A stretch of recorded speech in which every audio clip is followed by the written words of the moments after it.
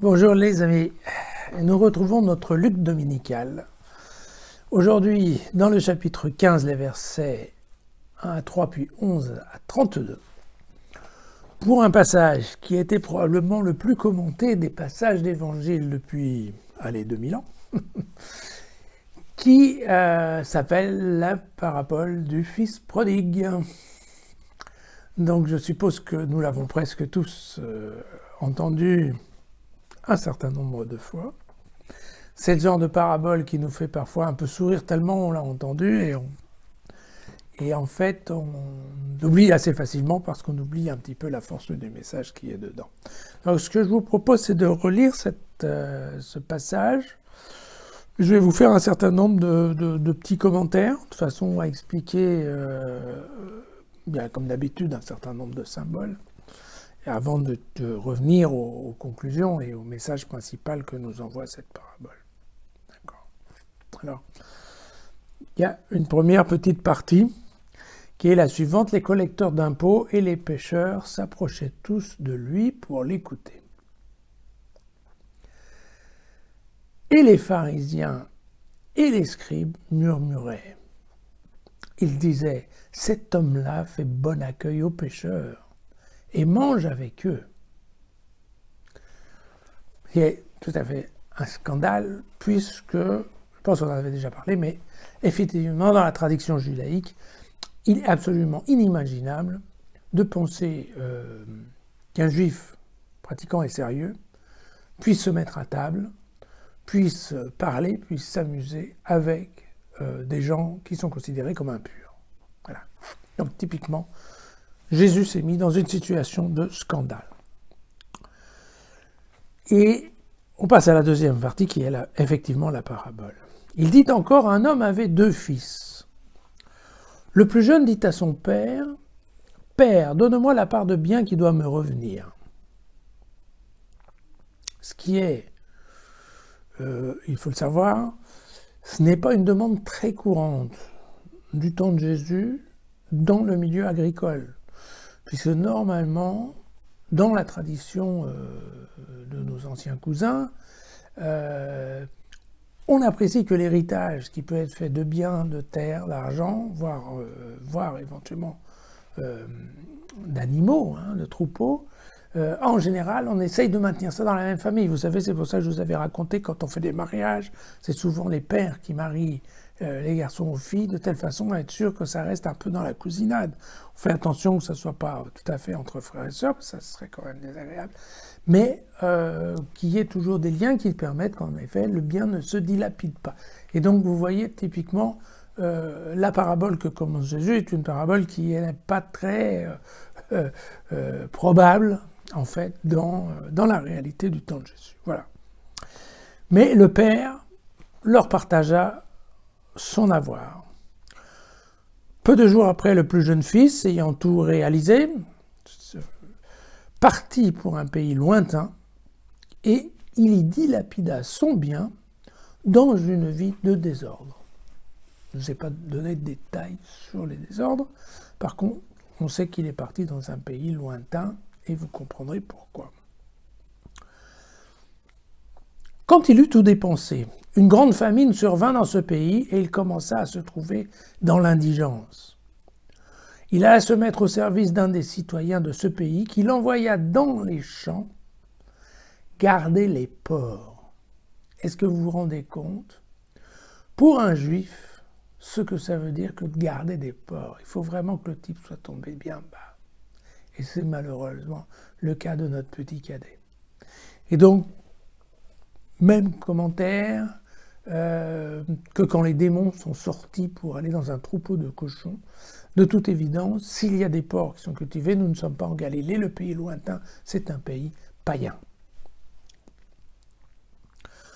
Il aurait bien voulu se remplir le ventre des gousses que mangeaient les porcs, mais personne ne lui en donnait.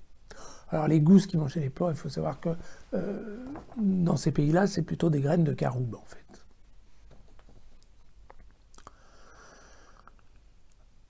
Rentrant alors en lui-même, réfléchissant, il se dit « Combien d'ouvriers de mon père ont du pain de reste, du pain en trop. Tandis que moi, ici, je meurs de faim. Je vais aller voir mon père et je lui dirai, Père, j'ai péché envers le ciel et envers toi. Je ne mérite plus d'être appelé ton fils. Traite-moi comme un de tes ouvriers. Donc, vous remarquerez bien quand même que ce qui est en train de motiver le retour du fils prodigue, ce n'est pas l'amour du père ou du frère. On est bien d'accord. Ce n'est pas l'amour de la terre. C'est la faim. Donc, quelque part, il faut bien se dire que c'est la petitesse de la condition humaine. Quand un homme a faim, il est prêt, en effet, d'une part, à aller garder des porcs, ce qui, encore une fois, pour un juif est compliqué, mais en plus, même à se dire, ok, je vais faire amende honorable et je vais faire marche arrière, je vais retourner voir mon père. Alors certes, en plaidant amende honorable et n'ayant pas la prétention de revenir au niveau d'où il est parti, c'est-à-dire être le fils du patron, mais plutôt au niveau de serviteur. Et en effet, il alla vers son père.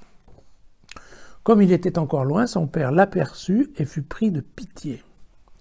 Pitié, c'est le terme, pris de pitié, vous savez, c'est la traduction du terme qu'on trouve en effet souvent dans l'Évangile, qui a à voir avec la compassion, il est pris aux entrailles, il est pris aux tripes, c'est vraiment quelque chose de fort. Voilà. Voilà, je pense que le plus facile de traduire en français actuellement, c'est la compassion, il est pris de compassion. Voilà. Et alors il courut se jeter à son cou et le couvrit de baisers. Alors, dans la tradition juive, s'il a couru à se jeter à son cou, c'est vraiment une preuve de l'amour du père, car normalement ce sont les enfants qui courent se jeter au cou du père. Et puis, cette notion de couvrir de baisers a à voir avec le pardon. Car en effet, donner un baiser, c'est dans la tradition juive, encore une fois, cette notion de pardon. C'est pour ça qu'en effet, à cette fête juive qu'est le Yom Kippour, la fête du pardon, effectivement, les gens s'embrassent. Le fils lui dit, « Père, j'ai péché envers le ciel et contre toi, je ne mérite plus d'être appelé ton fils. » Bien ce qu'il avait prévu. Mais le père dit à ses serviteurs, « Vite, apportez la plus belle robe et habillez-le.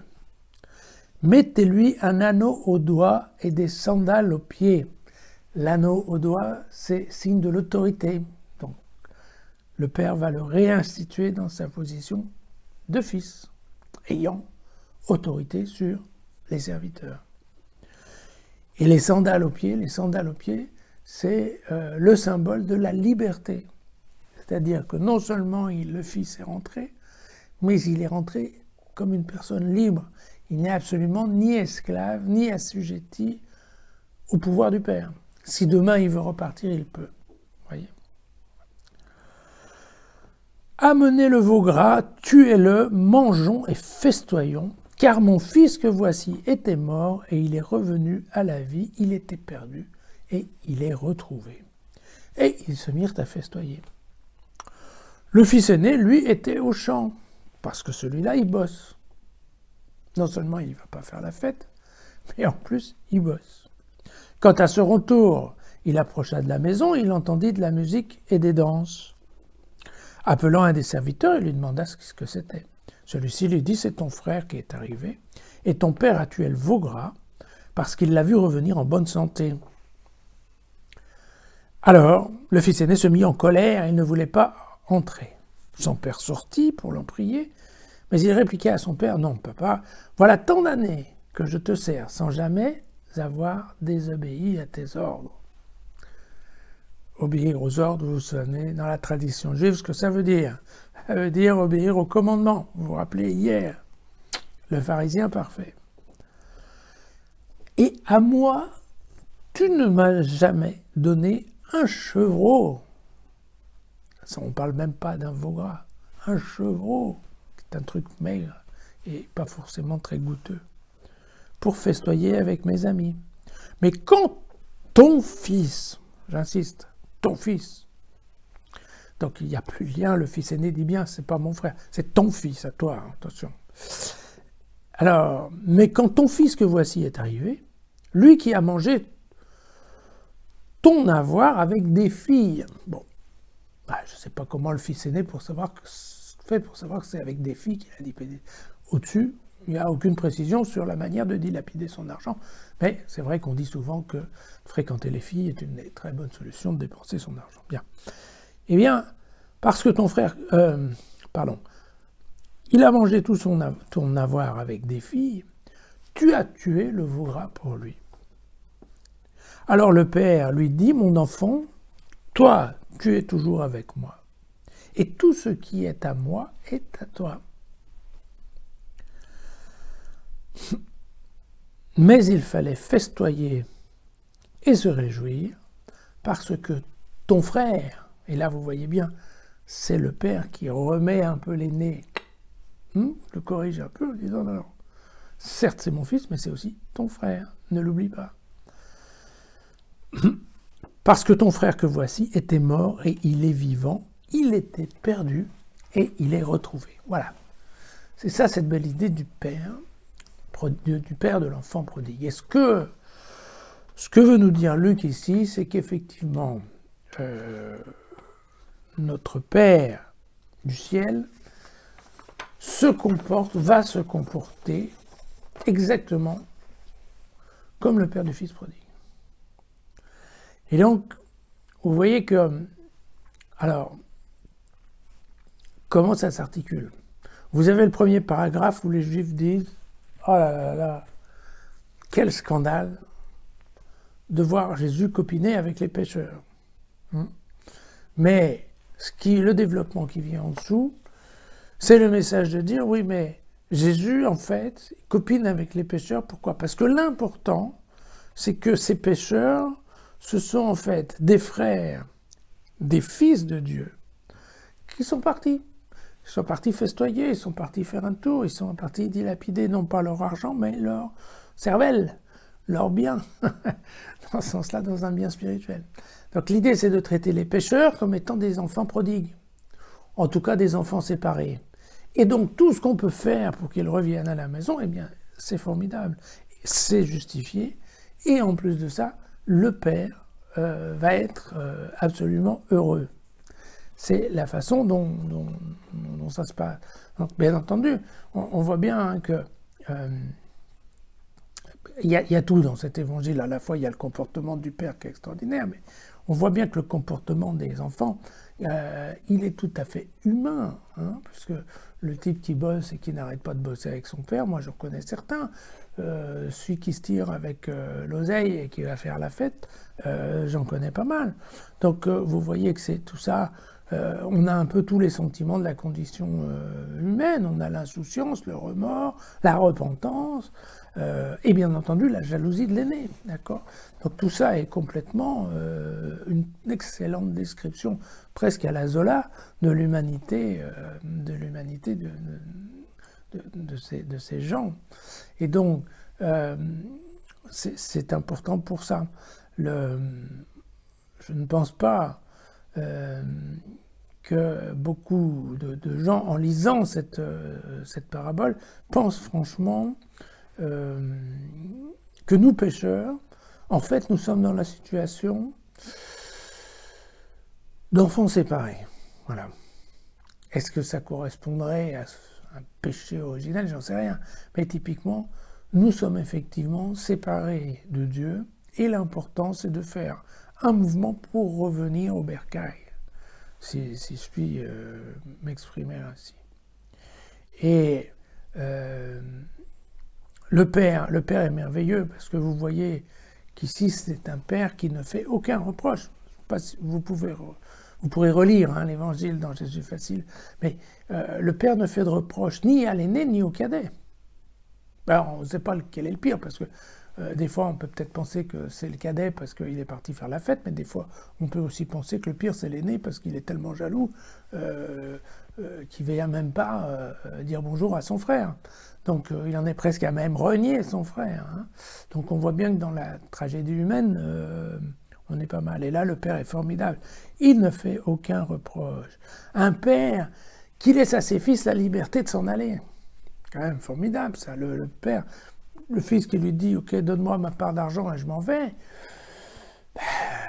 Oui, peut-être que ça l'arrangeait pas, le père, que le fils s'en aille. Et vous voyez que là, le père fait une démonstration d'un esprit de liberté qui est absolument formidable. Et puis, bien sûr, c'est un père qui garde les bras ouverts parce qu'il fait la fête à chaque fois qu'il y en a un qui entre. Et c'est intéressant aussi de penser que, même si l'aîné trouve cela injuste, parce que c'est exactement ce qui se passe, eh bien, il n'a pas compris que l'amour du Père, l'amour d'un Père, mais l'amour de notre Père Céleste, effectivement, c'est au-dessus de la justice des hommes. C'est au-dessus de la justice des hommes, ça ne correspond pas à la même mathématique, c'est sur cette idée de, ok, il y a la règle, il y a la loi, on pense que tout ça, on fait le total, et quand on a rempli toutes les cases, c'est bon, on a gagné. Ah, c'est pas comme ça que ça marche, en fait, à la fin, c'est pas comme ça que ça marche. Voilà, moi je pense que c'est un super message, c'est quand même une belle parabole, même si tout le monde a passé du temps dessus. Pourquoi? Parce que c'est quand même un super message d'espoir de penser qu'effectivement, Dieu est en haut et nous regarde d'un œil assez sympathique pour se dire ok, en fait, il en fait pas une maladie, vous voyez bien, c'est ça l'idée, quoi. Il nous a laissé libres, notre Dieu des chrétiens. Encore une fois, parce que je pense que je l'ai déjà dit souvent, c'est un Dieu de liberté. Dieu n'oblige personne à faire quoi que ce soit. Il n'y a pas de problème dans cette question-là, il n'y a pas de souci. Dieu n'oblige personne. Et vous avez remarqué que Dieu n'accuse personne, ne fait de reproches à personne. C'est quand même formidable de se dire que on peut revenir à la maison du Père et on sait déjà qu'on va être bien reçu. Quelle tranquillité! Quelle tranquillité! Il aura toujours les bras ouverts pour nous recevoir. Voilà, très beau message. Enfin, personnellement, moi, j'apprécie cet évangile. Encore une fois, retournez le voir dans Jésus Facile, allez voir mon commentaire, et puis surtout, si cette vidéo vous a plu, passez-la, et puis, bien, courage, vous voyez, courage, patience, et puis, soyons tranquilles, voilà. Dieu ne va pas se fâcher avec nous. Ce qui est plutôt quand même une bonne nouvelle.